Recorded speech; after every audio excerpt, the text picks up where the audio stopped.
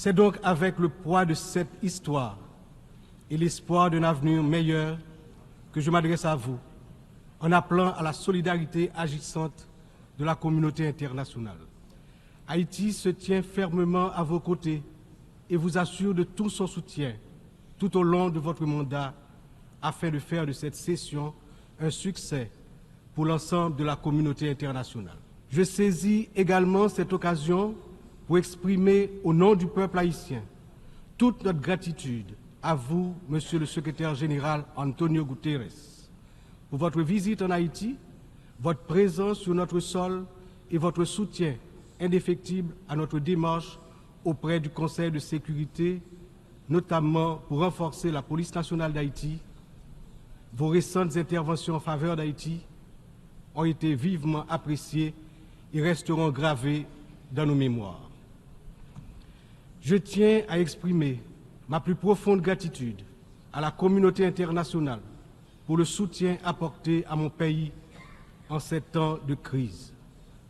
Cette solidarité, qu'elle se manifeste à travers des initiatives de sécurité, d'aide humanitaire ou de soutien au développement, est grandement appréciée.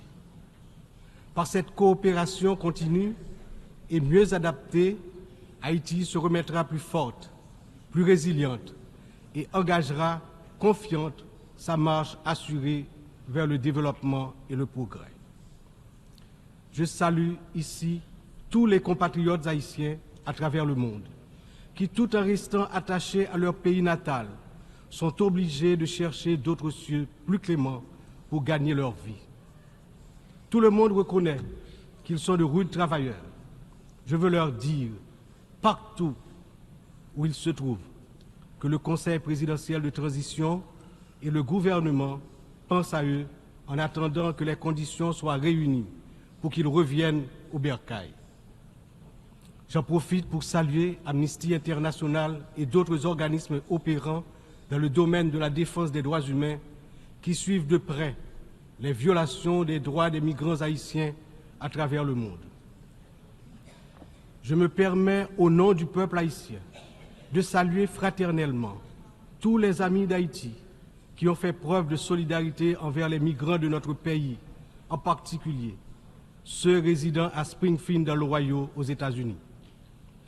La longue histoire d'amitié et de solidarité réciproque entre nos deux nations, depuis notre participation à la bataille de Savannah en 1779, nous permet de dire avec confiance que le peuple américain rejette toute incitation à la haine contre notre communauté.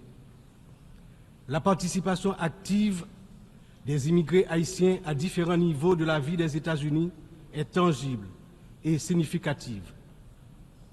À cet égard, les passions qui émergent naturellement lors d'une campagne électorale ne devraient en aucun cas servir de prétexte à la xénophobie ou au racisme dans un pays tel que les États-Unis, une nation forgée par des immigrants de toutes origines et qui s'est érigée en modèle de démocratie à l'échelle mondiale. Monsieur le Président, Excellences, Mesdames et Messieurs, le thème de cette 79e Assemblée générale, ne laisser personne de côté, agir ensemble pour la paix, le développement durable et la dignité humaine des générations présentes et futures, résonne profondément avec les défis majeurs auxquels le monde est confronté aujourd'hui. Ce thème est un appel urgent à l'unité et à la coopération internationale dans un contexte où les inégalités, les conflits et la crise climatique exacerbent la vulnérabilité de millions de personnes à travers le globe.